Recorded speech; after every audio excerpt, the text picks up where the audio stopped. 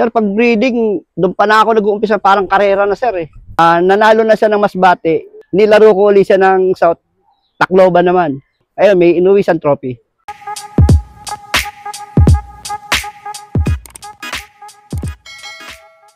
Magandang umaga po mga kalapatids. Ako nga pala si Romel Subiano, Pigeon Panzer ng Rizal, Laguna. Yun, syempre bago natin simulan tong video to, sir, maraming salamat po sa pag-unlock na makapag-loop visit sa'yo. Sir, pwedeng maipasyal mo kami sa loop mo? Sige po, sige po. Yun, tara, samahan nyo kami. Let's go. Ito nga pala yung una kong loop na nakapagpauwi ako ng Tacloban. Kahit pa paano nakapesto. Isa, unang laro mo pala, sir, nakapagpauwi ka agad ng Tacloban? Tacloban, oo. Nakakuha agad siya ng trophy 7th place. Siya nga pala, dating loop ko, kahoy lang, Coco Lumber. Diyan na nagsimula yung yung ibong ko na nagtakloban. Dati sir, kahoy pa lang to. Oo, kahoy pa lang yan. Tapos sir, anong nangyari? Bakit ginawa nyo ng bakal? Ngayon, pagtapa ko na lumusot yung paa ko. Nadurog yung mga, yung kahoy, yung brace. Kaya, sabi ko, hindi ko na, babakal ko na siya. Buti sir, hindi kayo nasaktan nung lumusot yung paa nyo? Hindi naman. Na tanggal yung screen, lumubog, maksak. Pero ikaw po pala, Sir Romel, paano nahilig sa pagkakalapati? Sir, nag-umpisa ako nun, may dumapo ditong isang ibon, kalapati. Ayaw na umalis dito, pag nagpapakain ng manok, nakikikain lang siya dito. Hindi ko naman inuhuli, pinapakain ko lang siya. Tapos yun, naging dalawa. Ayun, naengganyo na ako, nag-umpisa na ako. Yun, nag-inquire na ako ng maalagaan, nagawa na agad ako ng kulungan. Yun nga, kahoy. Tapos yun, si Tacloban ang nabili ko. Magkapatid yun eh. Bali sir, unang sabak nyo pala sa karera, nakapagpa-Tacloban agad kayo? Masbate muna, tapos sumunod Tacloban. Nilaro ko siya, Tacloban. Di yung ibon mong yun sir, nilaro mo na ng Masbate, tapos tinakloban mo pa? Tinakloban ko uli. Nung time nung Masbate sir, nag-clock po siya? Nag-clock siya. Bali, pumesto siya, nag-8 overall siya eh. Nakahagip din siya. Tapos nung sumunod na karera, Tacloban race naman? Tacloban, oo. Pumesto ulit siya. Anong pwesto na sir nun sa Tacloban? 7 overall. Tignan nyo mga kalapatids, ang ganda nung simula ni Sir Romel. Ano po palang bloodline nun? Bali, bloodline niya, Vandenbroek. Nandito pa yung ibon na yun sir? Nandito rin sir. Yan, sir, pwede pong makita? Sige po, sige, puntahan natin. Mga kalapatids, ito pala yung breeding session ko. Ito mga kalapatids, dikit-dikit lang Pero kahit pa paano, pinapalad ako. Sinaswerte, pinapasukan ng swerte. Ngayon, magnatanggap po na yung makakabili na ako ng 4 layer. Yun, sa mga hindi nakakaalam mga kalapatids, ito, sasabihin ni Sir yung latest achievements ni Sir Romel. Medyo pinalad po ako ngayon mga kalapatids. Nakapag-first overall at saka second overall OB. Kaya makapagpa na ako ng maganda-gandang breederan. Yung 4 layer na mataas pa sa akin. Ayos. Tapos ito, papakita naman ni Sir Romel yung kalapati niyang nagtakloban. Takloban, sir, kukunin ko pa yung nagtakloban ko. Yeah. Kaya pala, tinawag ko siya Superman.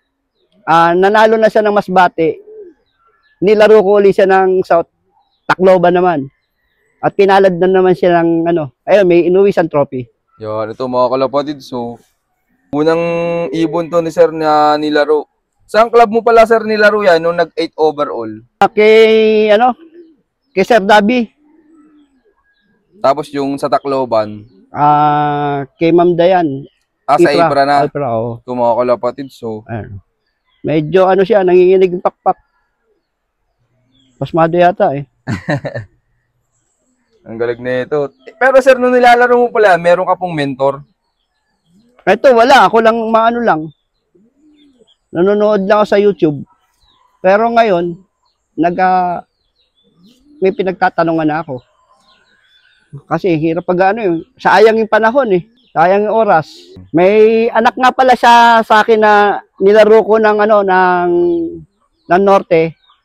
Nagsanta na, 10 overall YB. Sir, pwedeng makita? Sige po, papakita ko. Mga kalapatids, ito pala yung anak ni Superman. Nag-pwesto rin ng YB, 3rd overall. Yan yung mga kalapatids, 3rd overall champion of color Oo, Santa Ana. Ba't sir naglabas ng off color? Inano ko siyang, bali mother niya, ano rin Black Hawk din. Kaya pala naglabas ng mga kalapanis ng itim mo.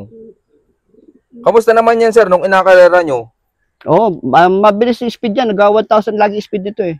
Matulin na no. Oo. Tapos sir, anong ginawa mong preparation nung last lap, nung Santa Ana? May may iniwan, may itlog siya. Kaya lang umuwi na siya, mga ilang araw na eh. Cut off siya nung last lap? Oo, cut off na siya. Buti nakapondo ng speed Oo. Pero marami nag-lock sir nung Santa Ana. Wala, nag-lock lang yata, isa lang. Kaya lang, puro butas yata yun eh. Talagang pahirapan sir. Pahirapan talaga. Isa lang nag-lock. Tsaka buti yung ibon na yun sir, umuwi umuwi siya. Tapos kaya ginawa mo ng breeder sir? Binreader ko na rin. Ito mga kalapatid, so ginawa na rin breeder ni Sir Romel. Anak nung Ni Superman. Ano namang asawa na ngayon sir? Bali magulang niya. Magulang ito, na niya. Kahit ito yung itim talaga. Yung kapatid niya na-inquire na eh. Yan yung asawa ni Superman. Ito asawa ni Superman talaga. Oo, ito mga kalapatid yung asawa ni Superman. Kaya pala niya, itim. Itim din. Yan naman sir, may lipad po ba? Ano lang. Tawag to. Bigan lang lipad dito. Hindi siya pumasok sa overall. Wala, hindi man. Buti sir, naisipan nyo na gawing breeder. Inano ko na lang. Kasi talagang makunat siya umuwi eh. Kahit bagyuhan yun eh. Talagang nauwi rin siya. Matibay pala to mga kalapatid. So, kaya ginawa ko na siyang breeder. Tapos sir, hindi naman kayo binigo sa breeding nag-third overall champion agad yung anak. Third at saka 9. OBYB. Oo. Kaya lang yung kapatid niya wala na agad eh. Na under the table. Pero ikaw sir, kapag norte o south, iba ba yung preparation mo sa mga ibon mo? Kasi winter pag norte kami, di ba? Maulan. Iba yung mo. Iba pala sistema mo sir ng norte at south. Iba yung ginagawa ko. Sir, okay lang ba mag-share kayo ng pagkakaiba na ginagawa nyo kapag norte at south? Itong summer, hindi ako masyado ng gamot eh. Hindi ko sila binubog sa gamot eh. Kasi alam natin, di ba, mainit. Mauuhaw lang yung ibon. Tsaka hindi naman magagamit yun kahit bugbugin mo sa gamot eh. Tapos sa norte, medyo parang sablay yata ako. Kaya nagkakato. Pero pumesto pa rin sila. Medyo sablay pa kayo nun sir kahit nag-third overall? Oo. Bakit sir? Paano nyo nasabing sablay? Kasi yung Santa Ana, hindi sila nag-clock eh. Bakit sir nung last lap may binago pa kayo? Parang ganun ginawa ko. Nasobrahan yata sa pagpabaon ko. Nung gamit yung gamot sir pag norte? Yung wala puti lang tayo eh. Tsaka yung itim. Victory lang. Calcium, lang naman eh. Tapos sir, mahilig kayo mag-toss? Yun, talagang totos ako. Kahit mag-isa ako. Di next North Sir Romel, ano nang balak mong gawin? Kasi nung last North, medyo sumablay kayo, sabi nyo eh. Tatanong ko ulit sa mentor ko. Anong pangalan sir ng mentor mo? Si Jeffrey Sarmento. Yan, shout out sa mentor ni Sir Romel. Pero ikaw pala sir, pagdating sa breeding, anong preparation ginagawa mo sa kanila? Sir, pag breeding, doon pa na ako nag-uumpisa, parang karera na sir eh. Hindi pwede kang yung sasablay eh. Doon pa lang, umpisa mo na yung karera sir eh. Para tama ang resulta. Ilang buwan yung preparation mo sir sa breeder bago i-pares? Sir, 1 buwan. Kasi nandyan naman sila sa cage, sa loop. Kondisyon na sila eh. Bago mo sila salang, 1 buwan pa rin akong nag-aano sa kanila. Preparation nila. Bago ko sila salang. Tapos sir, paano ka pumili nung pagpaparisin mo na breeder?